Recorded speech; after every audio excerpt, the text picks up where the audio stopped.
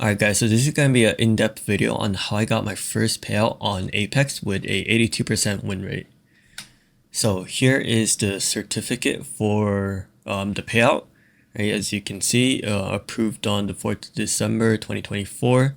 And it's only a $500 payout, but I did take that minimum amount out just so I could get the money back for the eval and the activation fee. Right, so now I'm in profit for that account. So I'll just keep trading that account without having to worry about like being in a loss, right? So this is what we're gonna go over today. We're just gonna go over a bit of my background and then more about how I trade and what I look for. So this is my background. So I started trading in Q1 of 2024. I think it was about late January, but I started learning about trading through TGR's bootcamp, watching ICT's mentorships, and Dodgy DD.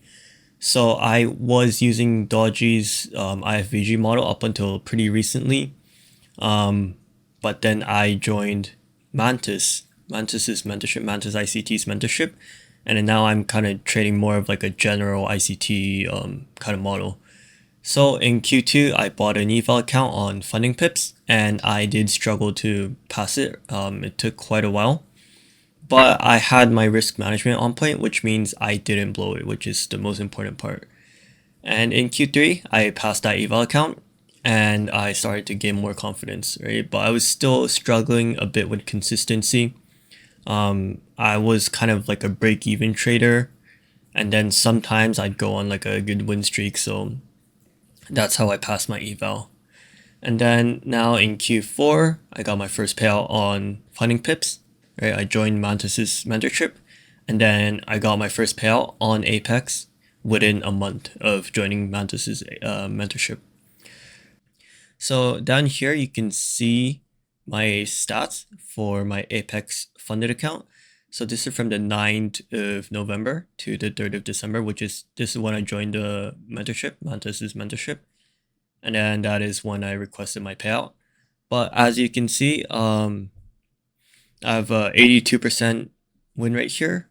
And then the average RR is a little over 2R. So those are really good stats, I think. And so yeah, I hope in this video I can kind of go over how I was able to get these stats. So going into the technical analysis, I want to talk about three main things that I look for. So we have the higher time frame bias, the draw on liquidity, and then the entry model. So these are kind of in order of importance, I'd say. So higher time frame bias is the most important, then draw on liquidity, and then finally the entry, which is I believe to be the least important. So yeah, we'll go over these. So let's go into the higher time frame bias. So we have daily profiles, 4-hour candle, and SMT that I use for the higher time frame bias. And daily profiles, I know ICT has his own like daily profile, like the classic by day consolidation or whatever he uses. But I haven't learned about them, right? And I just use my own daily profiles based off of what I have seen in this past couple of months that I've been trading. So I have three main like categories, I guess, for these daily profiles. So I categorize each day into one of the three of session AMD, one directional, and seek and destroy days. And being able to identify each day early on, or what category each day is early on, can help with determining the bias for the rest of the day or the session. So that's what I try to do. So here are some examples. This is the session AMD, which means I want to see Asia accumulate, and then London manipulate, and then New York distribute. Right, so here we have Asia kind of accumulating here, and then London taking out these Asia highs, right? So we have Asia's highs here, and then we have kind of a more, I guess, significant or obvious high to the left, right? And then we take these out with SMT, which I'll go over later. And then, so this is the manipulation right here. And then we get a distribution lower, right? And then here, when we go into New York, you can kind of see a similar thing going on. So we have these kind of relative equal highs, these smooth highs, right? And then we go over, we sweep these, right? And then we dump lower. So that's kind of what I look for, is just some sort of accumulation during Asia. And then I want London to manipulate in one direction, right? And then New York to just go in the other direction. But we don't always get these days, so these are the other days that I look for. This is just a one directional day where we don't manipulate in the other direction, we just go in one direction only. So here we have Asia that accumulated, and then London just pumped up, and then we have New York that just pumped up. So on these days, what I do is I just look for trades in that direction. Right?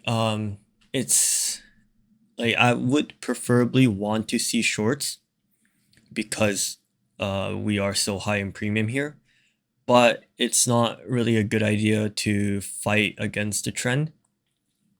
So I would just be looking for longs, or I would just hop off the charts and not trade this day.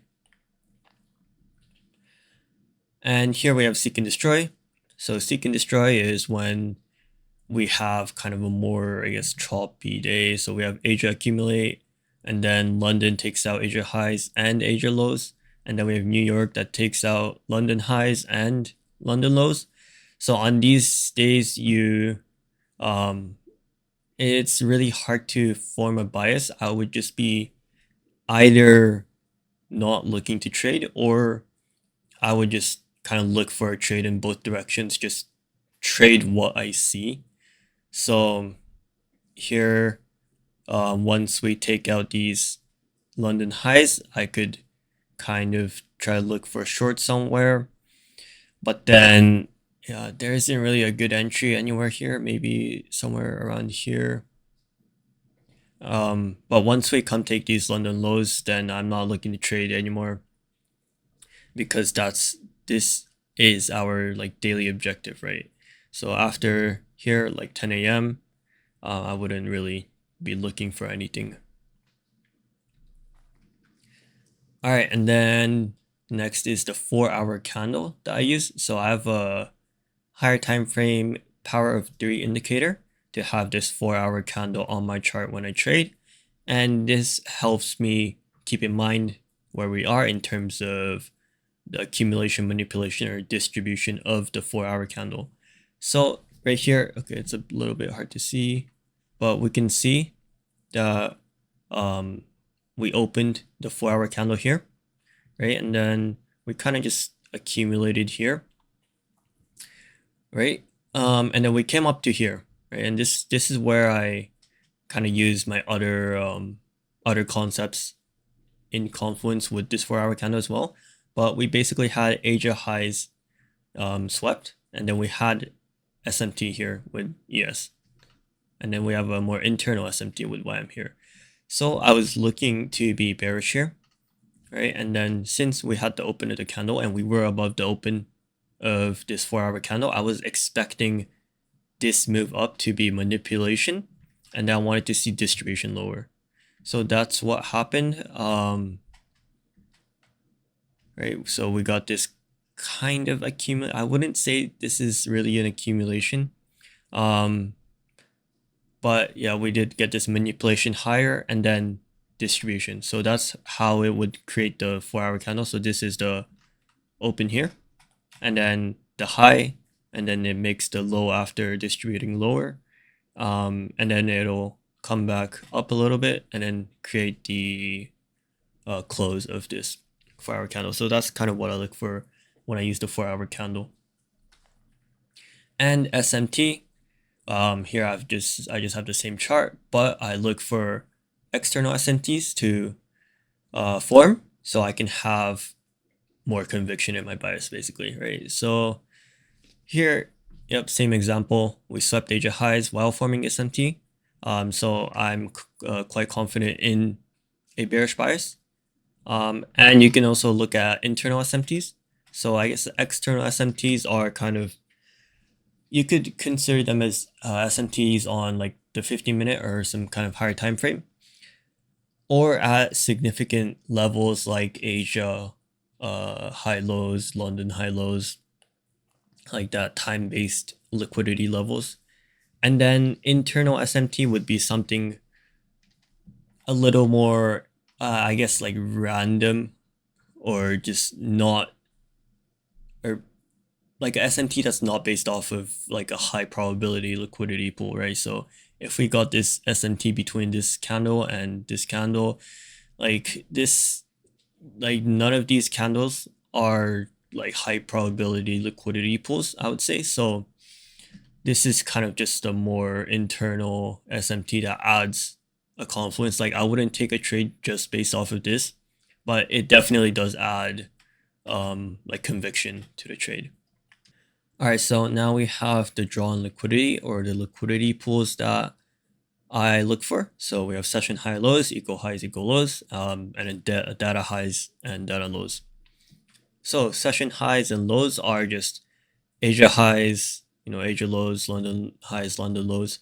So if you mark out your sessions, your different sessions, then you want to just mark out the highest high and the lowest low in that session, right? And those are usually good liquidity pools to target and also to look for a reaction off of. So here in this trade, this is from a backtest, but we created this breaker block with this internal SMT and then a more external SMT here. And then I entered longs here off of the reaction on the breaker block with my stop below this internal SMT. And now I just targeted out these Asia highs because I had conviction, right? So instead of targeting these highs right here, I would expect price to reach towards these Asia highs if it were to go to these highs anyways. So that's why I targeted the Asia highs instead of this high right here. All right, so that's one way that you can use it. Another way, like here, if we formed a short entry off of these Asia highs, that would also be a pretty good setup or an entry, right? So if you have some sort of session high or low swept and then look for a trade in that other direction, that is also a high probability setup. Next, we have equal highs and equal lows. So equal highs and equal lows are when you just have, I guess, like two highs, right, at this exact same price level. So here, you can't really see it, but we have this high here, and to the left, we have another high at the exact same price level. So you have those equal highs, and I just marked them out.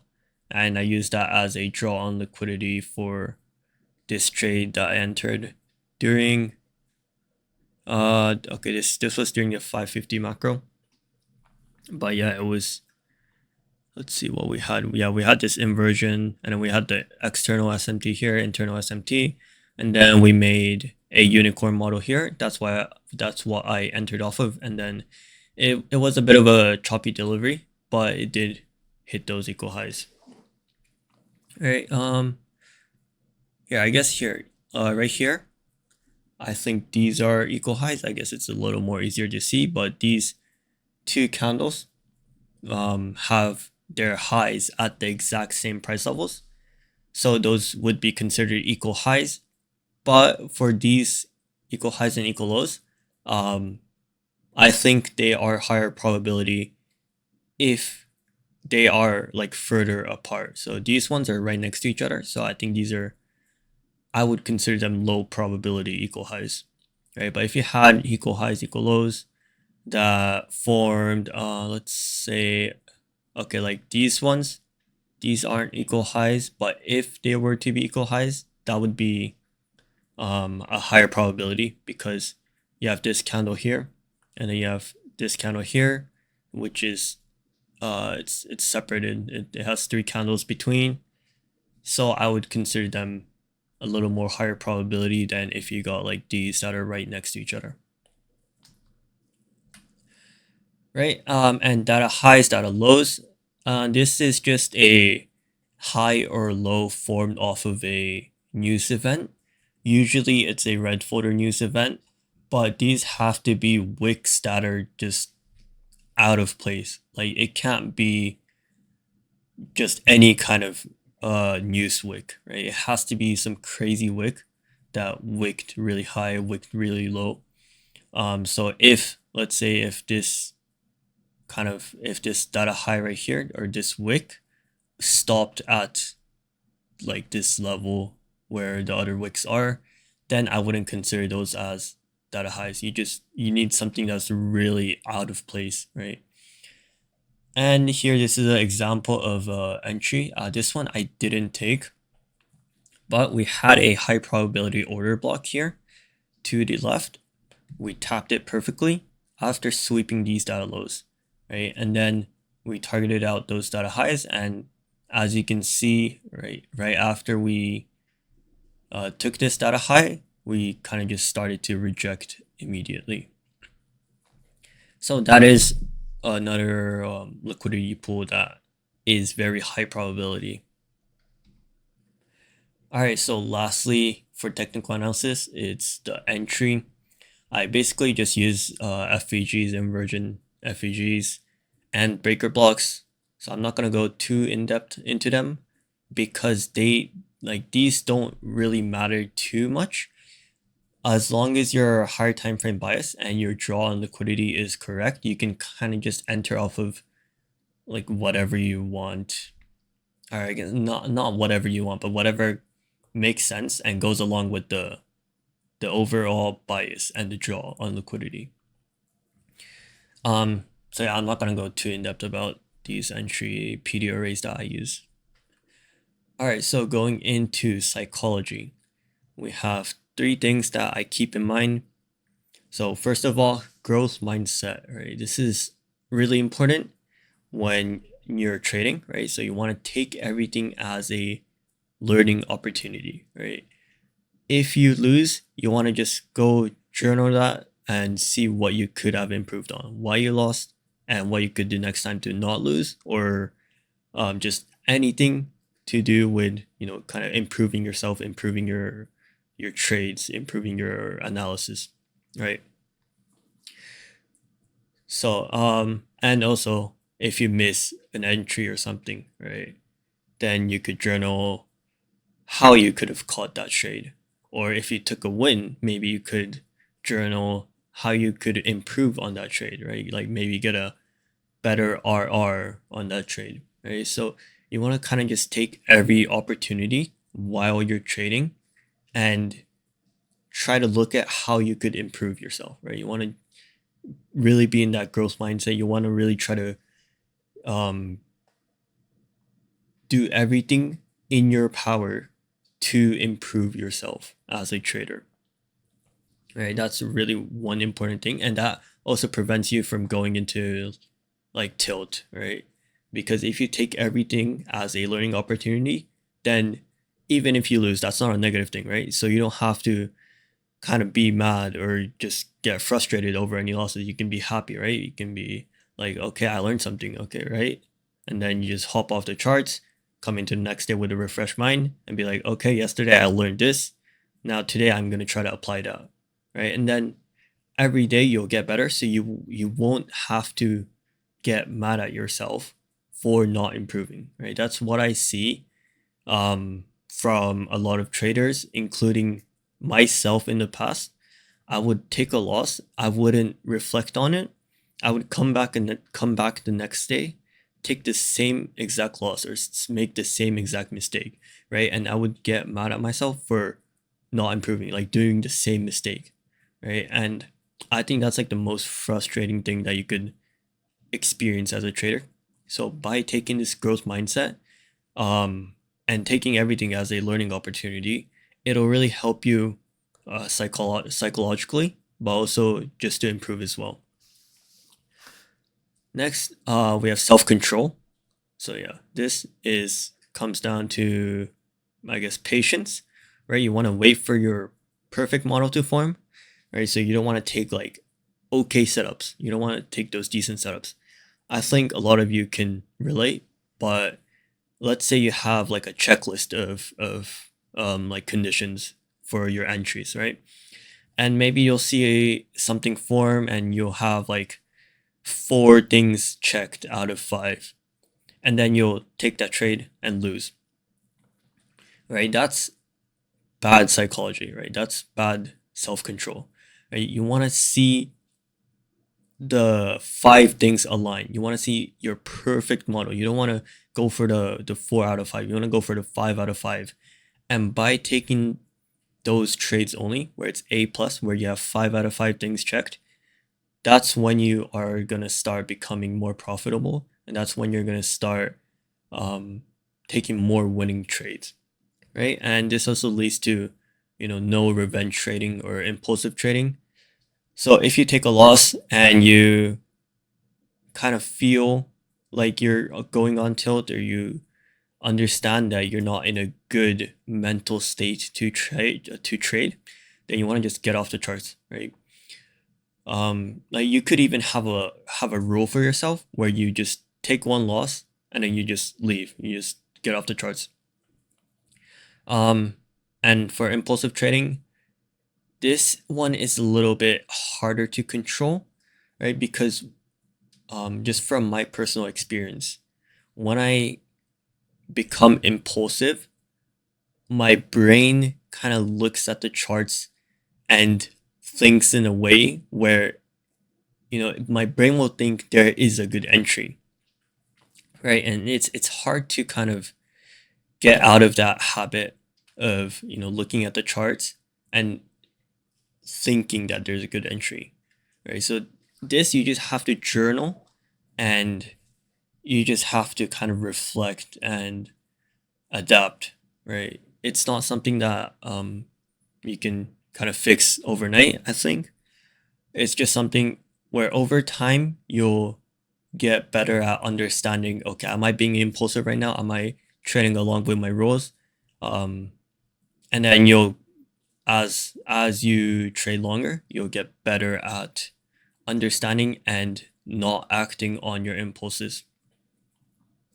All right, and okay, this is another thing that has helped me, which is you want an account to take those low quality setups, right? So you could do it on like a paper account, or you could do it on like a eval account, but you just want some random account that you don't really care about, that you can take those like A setups, your B plus setups, your non-perfect setups, right? And by doing that, you can kind of compare like your PNL or your win rate or whatever between your funded account or your main account that you care about and the account that you don't care about, right? So um, for my case, right, I had the funded account that I actually cared about, so I only took really, really good setups, right? That's how I got my like 82% win rate with like an average of 2R.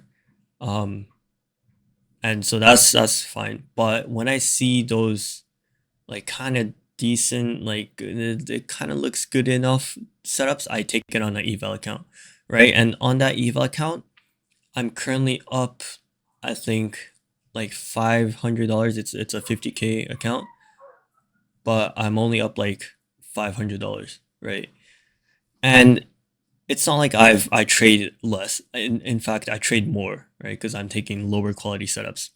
So that really puts into perspective just how much you should be focusing on those A plus setups and just ignoring anything else, right?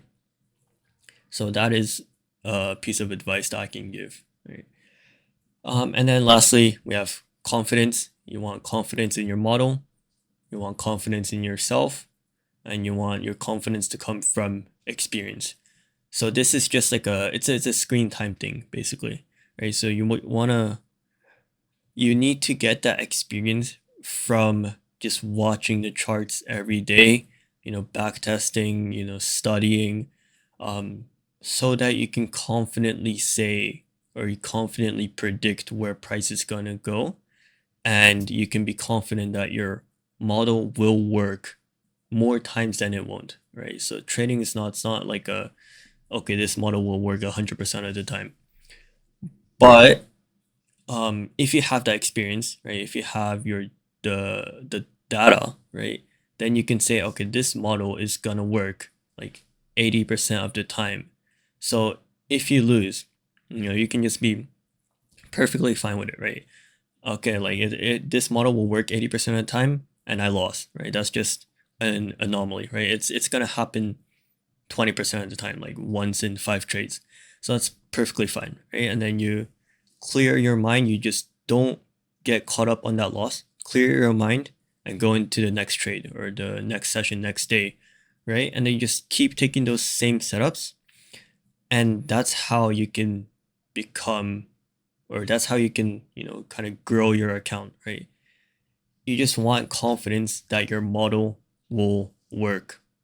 And you just keep taking the same models, and you just want to have that confidence where you know that you yourself is a good trader, right? Because if you don't have that confidence, you're going to be like, oh, this trade, it might work, it might not, I'm not really sure. And then that kind of really fogs your brain and fogs the way you look at the charts, right? So for example, if I'm super confident in a bullish bias, I'm basically just looking for longs, right? But if I were to be less confident about my bullish bias, then I'd be like, okay, maybe, I'll take a long if something appears, maybe I'll take a short. Um, and then that doesn't really help you, right? Because if you're just looking for longs and you know that the longs will work with a higher probability, then that clears up your brain, right? You just have to look for that one thing. But if you're not so confident, then you're gonna be looking at the charts, and all these PD arrays are gonna just pop out, right? And you're gonna see these BISIs and SIBIs, and then these I don't know, like PD arrays like OBs and breakers and whatever go in both directions, and you won't know what to do, right? So that's why confidence is really important. It just helps kind of clear your mind and really kind of refines what you're looking for. All right, so this is my journal that I want to kind of go over. This template is from Mantis. I think there's a YouTube video on it. But as you can see on my journal, I have a lot of break-even days, right? And those are the days when I just come in and I can't really find a good trade, right? So maybe like price is a bit choppy, or like I can't, like there isn't a bias that I can follow with confidence. And on those days, I usually just don't trade. I just watch the charts and maybe trade on like a eval. But these break-even days, they are kind of what helps me, right? Because if I were to be impatient, right, if I were to take impulsive trades, then these break-even days could easily be like all losses, right? In which case I would have a lot more losses than I have right now. But by keeping these losses small, or like just by having these break-even days, it really helps both mentally and just in terms of P&L, right? Because it's better to have less losing trades, because I like people kind of perceive losses more negatively than you would perceive wins. If that makes sense, like the magnitude of your losses and your wins impacting your mentality, your losses are way bigger, right? And that's just how human psychology works. So you want to really keep your losses at a minimum, right? So if you take a look at my like losing days, this is a loss, this is a loss, like this is a loss. These losses are quite small, right? 5.5%, 0.5%, 0.9%, right? But if you take a look at my wins, right, this like 3%, 1.5%, this like 3%, right? So my wins are so much bigger than my losses, and that's kind of what gives me confidence in the model, right? So even if I take a loss, right? So here Friday, that's yesterday, I took a loss, but I'm completely fine with taking this loss, right? Because I know that if I get a win, then I'm making back so much more than I lost, right? And as long as I just stay patient and keep my losses small, then I will be in profits and I will make money, right? So that's kind of what keeping a track of your data, or like, you know, keeping a journal helps with. It's just, it helps you with building that confidence and knowing the statistics behind your model, right? And also I have this kind of psychology column that keeps track of my psychology. And what I have realized is that usually on Fridays, um they're not the best, right? And here Thursdays too, like you can see this Thursday was bad psychology, um this Thursday was very bad, and then we have the Fridays where it's decent, and then the other days are either good or very good, right? So that is something that I will have to look into more. um but yeah, that's what the journal helps you do, right? It helps you kind of keep track of the data, like which days of the week do I do the best on, or like if you have this column of the type of day, this type of days, then you can be like, okay, which types of days do I do good on, or like which types of days do I do bad on, right? And it's just having this kind of data helps you reflect on how you can improve as a trader, but also gives you that confidence on, you know, the statistics, but also give you the confidence from being able to say, you know, in the past month I've won more than I've lost, so I'm gonna just trust in the model and I will just trade the model. All right, so now we're gonna be going over some of my wins. So this one we did kind of talk about earlier, but basically, we had this new week opening gap that we were respecting. We had Asia high swept, we had SMT here, we had SMT here, we had an internal SMT here. So I was pretty bearish, right? And if you look a bit closely here, here you have accumulation, right? This isn't, I wouldn't consider this accumulation because we're kind of just slowly grinding up. But this I would consider accumulation because we're in the same kind of price range, right? And then we get this move up, right? Sweeping out all of these relative equal highs, these smooth highs, right? So this would be manipulation, right? And then we get this down close candle, inversing this BISI, right? So this is when I started to anticipate distribution lower, right? So I set my limits on this inversion, right? And I have my stop above the highs. So I got filled right here, and then we just got a strong move down. So here we have the PM lows that I could have targeted. But what I actually did target for my take profit, it was an arbitrary level. This was my last trade before I could take that minimum withdrawal. So I just aimed for $700, right? And that's not the best way to set your take profits.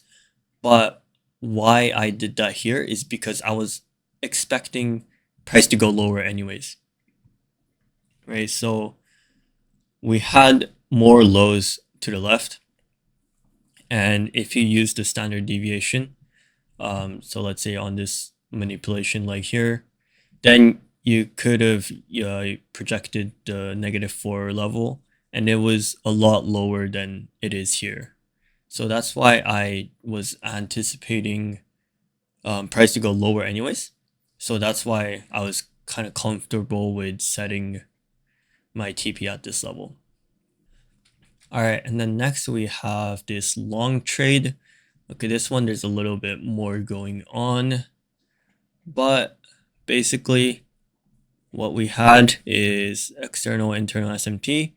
We had 3 drives, which is basically just okay, this candle's, there's a wick here, it's a bit hard to see, but we swept the liquidity here, right? We swept the liquidity here, so it's basically like a double liquidity sweep, right? And then we got like a sort of a bullish structure forming, or we got some upward movement, right? We formed this BISI, we were respecting this BISI. We formed the breaker here, and then we formed this inversion here, right? So I was looking to get long off of this inversion, right? So I mean, at this point I was quite confident in the bullish bias because we formed two PD arrays that were supporting price upwards, and then we disrespected this SIBI. So I had my limit set here, and I just let it kind of play out. And once we tapped into this midpoint of the new week opening gap, I did trail my stop loss to the bottom of the new week opening gap. I was quite confident in price going towards the top of this new week opening gap and completely filling it, and it actually did. Once, like after it came back down a bit more, it did go back up and filled the new week opening gap. But I was completely fine with trailing my stop loss here because this was like a 2R trade, which is definitely good enough for me. And it's what I thought, right? It's important to kind of preserve my mental capital more than going for these crazy trades, right? Like if I didn't trail my stop loss here, price did come back down quite a bit. So I feel like I would have been a little more like anxious, right? So I just trailed my stop loss. I didn't want to deal with that, right? I just want to preserve my mental capital for like later on, like the other days, right? So I just trailed my stop loss, took my 2R, and I was just done for the day.